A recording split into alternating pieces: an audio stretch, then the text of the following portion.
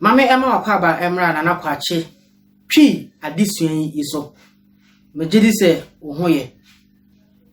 awusa enen so ye toa ye desua a ye hyase na wotwe etwa mu no eso se obekaya na wotwe etwa mu no ye hwe akanfo amamre no mu baako a eye akanfo enchia ene NNYESOỌ broni say greetings and response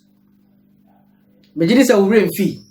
anase enomu ye hwe se ka se enchia nana ekire ebiew ye hwe emfaso ana ewo enchia eso se obi wo ho na se won penchia san na akanfo ebu no efa eno nso ye hwe eno achi na behwe bra no enchia anopa san na akanfo chia ewia ene anwumre ena adwuma yem san na akanfo echia na san na wogeso eno nti migiri se wakakai wadwen se ore afia anase na wonka adesua ho a obetimi akọ video a yedetwa mu na wotwa mu no aha ewo ho obetimi akọhwe na wonso wonya emu chefa ene se unya subscribe to your channel na ko subscribe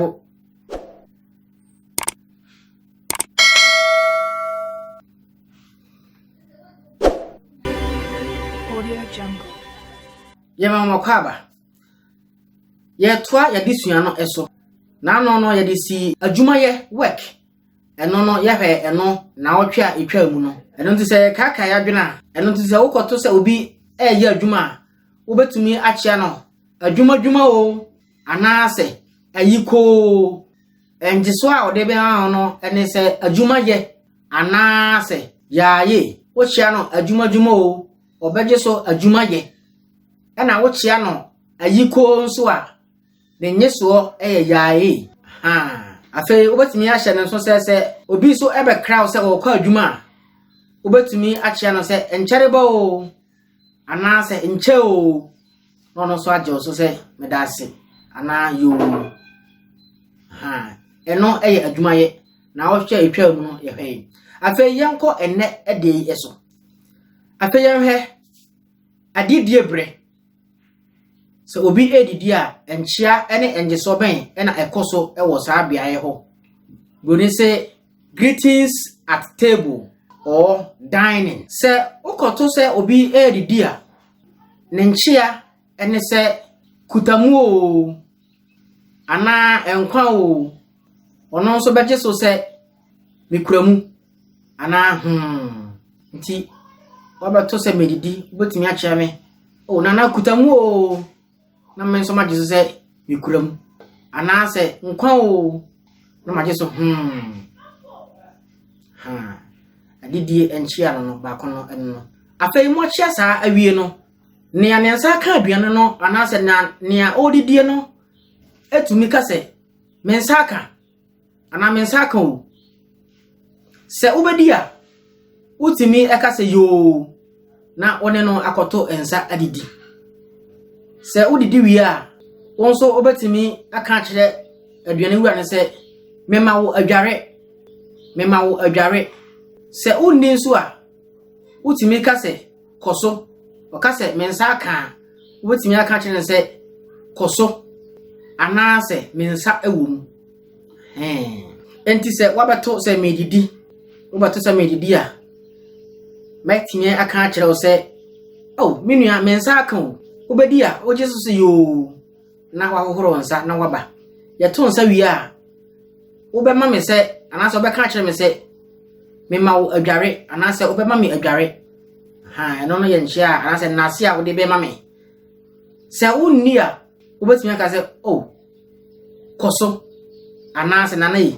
me nsa egum eno nti wei ene adidie ehun enchia woni se greetings at dining or greetings at a table sa ena etie apeyanwe enhyiamu woni se greetings enhyiamu greetings apeyanwe enhyiamu woni se meetings enhyiamu meetings se ukoto se abusuafo anase enwenom ahyiamu a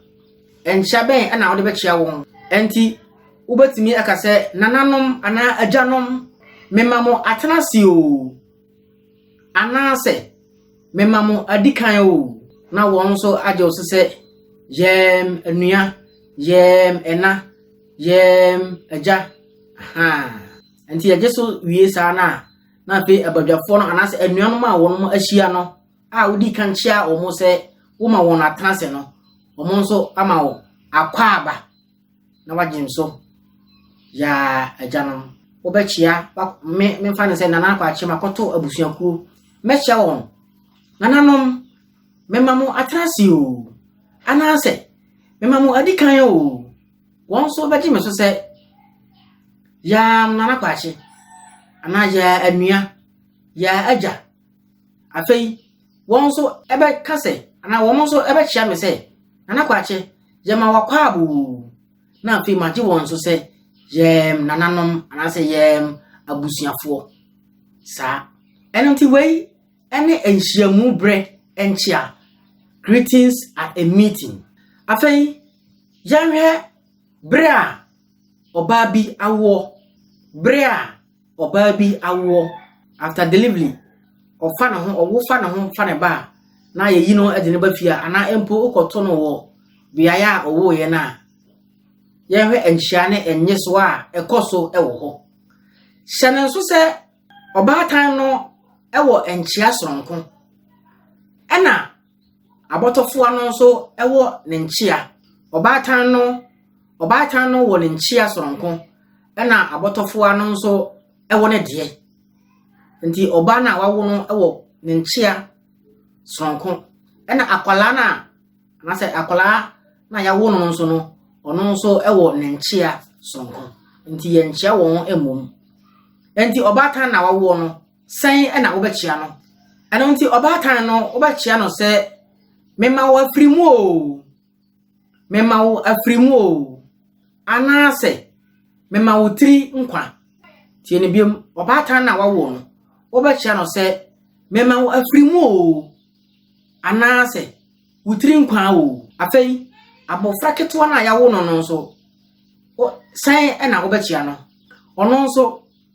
wo betumi achia no se waba tenase abotofo ano anase akolamono no ne nchia ene se waba tenase na enam se ono wontumi enkasa nti no maame no anase obatan no ena obeje so edi ama no enti ono so obeje so se enye ho anase amen enti obatan na owofo no obechia no mema afrimu o ana trinko o obatan no so beje so se etire dase anase tri dase enti obatan no so enye so ni wo chia na obeje so se etire da wase anase medase enti ukoto obatan se wawo afa na ho afa ne ba obechia no se mema wa afrimu o anase mema wo trinko o ono so beje so se etire dase anase medawase afei abofra fofo na waba asase so no so obechia no se waba tenase na maame no age so se ana maame no age so ama no se enye ho anase amen empacho entiase ewum medawase ye toaso afei yanhwe bronya afahye anase afinhyiabre bronya Yesu awoda ena afei biti se Easter Yesu wusori ene na manu Yesu amane hunu ene ne wusori ene afahye bia se eye nkramofo anaye nananom afahye eye odwira sa afahye ahoro akwambo wo homowo ene ne keka ho wo afahye bre anase bronya bre no ye chiase mema wo afishia pa o na enjiso no abase afenko emeto yembiem afenko meto yembiem we ni afahye anase bronya afahye enchia sameso no maba abatomo e bronya bre mema mo afishia po na mo nso mo agiso se afe enko emeto yembiem afe yahwe akwantuo bra obi etukwan no sai ena echia no eni so obi tukwan a utimi echia no se menua nante yo na ono so agiso se ye anase ya aja ya ena ana ya anua ha afa bra obi nso afiri akwanto mu aba no sai na obechia no mema wo akwaaba na ono nso agiso se ya anua ya ena ya oba ne nua ekeka ho afei yanhwe ayebre funeral during funeral ayebre sai na wochia na enjeso ben na yede ema enonti wa ayebre no nia ni bribi afri mu no bro ni say the bereaved family wochia no say mema wo yakọ ana mema wo hyeden mema wo yakọ ana mema wo dakena enti hyeden yakọ dakena utumi de chia obi a na ebiribi afiri mu no eno nia wawo no de empempi etimi ka se mema wo bie ne amanehunu na nti yo nyame mfa wo nkọ ekwan so dwodwo na nia wawo no enam se wawo na onti nya wo kanti ya ne nchia no ye nta emfa emma na mom yetimi ekana saa ni nyina no awerechekere ensem a yedeka dija ufo no kwan ha sabe de nchia ye hwe nchia atiasefo de chia nti ufo de no ye mfa nto baby sisi afenia ni bibia film no so sai na wo beje so wono so beje so sai ya aja ya ena anase ya anua anase ono so timi ka se medawase aha enti bra wo chia se anua no mema mo hyedin no mema mo yakọ mema mo dakena wono so agese se ya anua ya oba ya ena ya aja medawase ayebre enchia funeral afa yanhwe adwadie bre trading anase hawking bra obi edidwa no san na ye chia no enti bra obi edidwa wakoto obi ewodwam a oton ade anase woso nnema eton no enchia ye de chia no ene se fresika o ana fresika na ono so age so se sikamra minia fresika o na ono so age so se sikamra kosa dwadie ene sika na enam afa yanhwe obi a oye tonfo aha otonfo enchia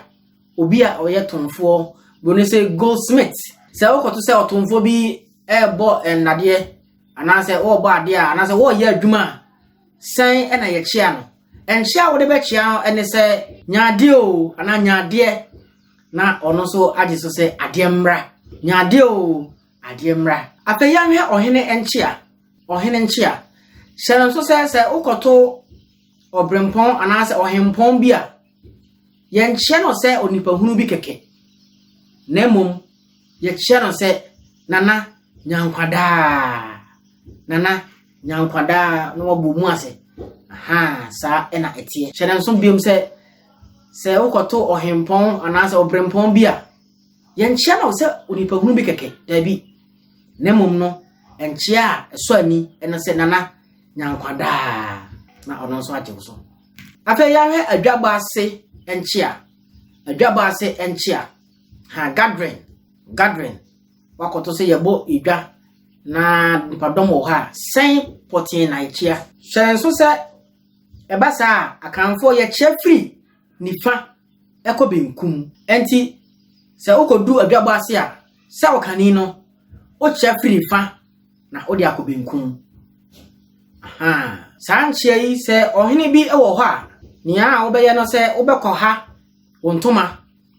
se watutu agusu a obekọ ha na che se obepaja free wabati ade abeto wonsa so afei ebi wo ha obeyi una asempa boa bi wa awro ne mienu ana ase woro ba ko na watia so na wabo mu ase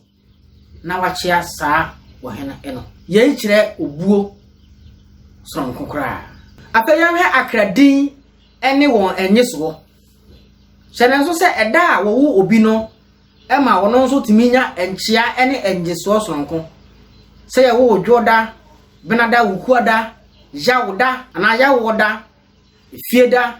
ene memeneda ni nyina mu sa dai ede enchia sonko ene na enyeso eba eno nti se wo hwa amede epono bi ato o screen so ede amam a saa epuni echew eda horo Sa eda horoi bema din ene eba din a edi so ene wonchia sonko. Eno nti se yewe eda bema din oba din ene enyeso sonko na eno ena eda screen ne so no ha ana eda kasafoni no so no ha ene se yewe a yewo na edi kan kwasiada yewo edwoda yewo benada ukuada yawoda efieda ena afei memeneda oyebema kwasi oyebema kwasieda no wode kwasi oba ede akosua afei ye hye won se ya wisi ebio se yewo no ejoda oyebema wode kwadwo oba de adwoa ena wonyeso eye ya adwo ha afei se yewo no benada oyebema wode kwabena oba de abena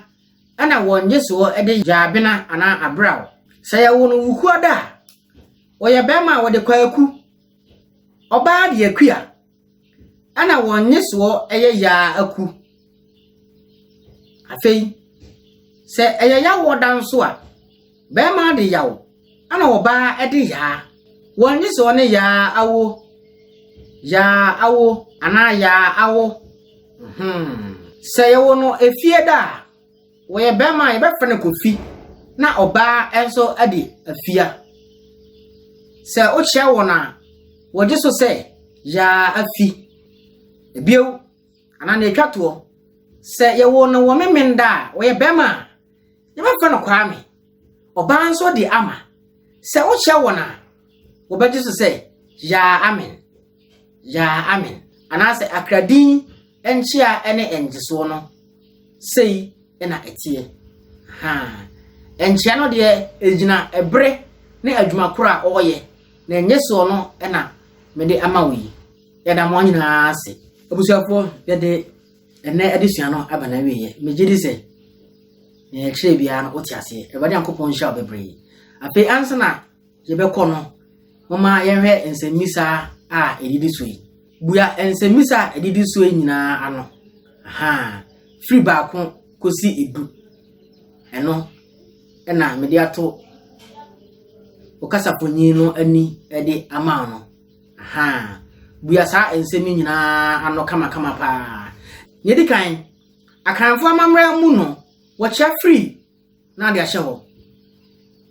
eden ne enchia ne etoso miensa breben na akan man mu no woma obi yaako ne etoso nan nchia ben na wode ma bre a edidi suo yi enchia ben na wode ma bre a edidi suo yi yawo anopa awia afishia bre ana bronya bre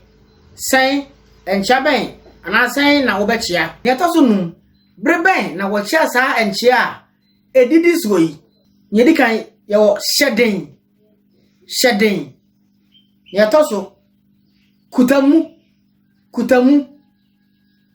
yedi ho afishiapa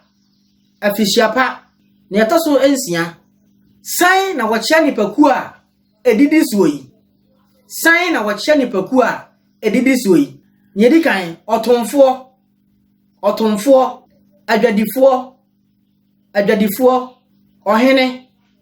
ohene ne toso nson se obi frɛ wo aduane na wodi wi a wo bɛka den se obi frɛ wo aduane na se wodi wi a eden na wo bɛka ana wo bɛka den ne etoso nwotwe yema obi akwaba bre a oni no free ne etoso enkono ma enchia ho mfaso miensa afi ne twato akwasi nyiso ne sen ene sen abusafo eno nti nsemisa no na yedi agu kasafoni nani edi ama no hyere nso nyanto boase na twere ne nyina na yia no obetimi edi awasapo yen na ya make edi ama ye number no na egu screen nani no aha nti woye exercise no wi a ana se woye dwumadie no wi a obetimi edi amane yen afa abe fonten tan kese no so abo ni fe no WhatsApp Your number no and a good screen any no +233 24167309 aha eno afa yan he dwumadia etwato se o he o kasafoni no ani a ana o screen no ani a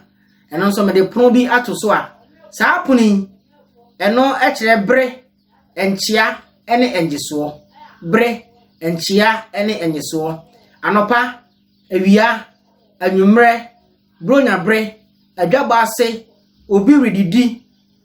bra obi adi enkunim bra obi awo aye ase bra obi reye adwuma san na obechia no na enyeso ben na ono nso edebema awusafo aha na enenso yede sua no ebesi kai hunu se yede adesua efa enchia akanfo enchia ene enyeso no nyina ba wieye eno nti hyere nso efa mayen se o asembisa bia ana na kire wadwen bia no ye number no ana se me number ana me de agu kasaponi no ani eno enti obetimi afa na wonso wafre ana se wo de orato no amane yen afa WhatsApp na ye beje bre na yayi ano ama o kama pa se wo ade bi nso wo ha opese wo ne yen ana se o ma ye boa wa ebia ya ma oba bi fie adwumadie wonti ase obetimi e de amane yen WhatsApp no so na ye beje bre na ya ye ne kama pa e de amount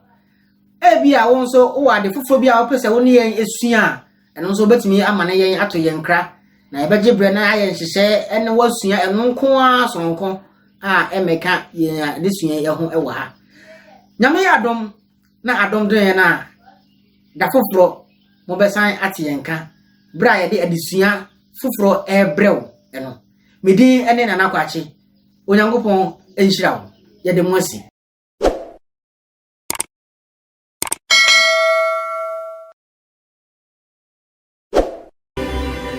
Audio Jungle.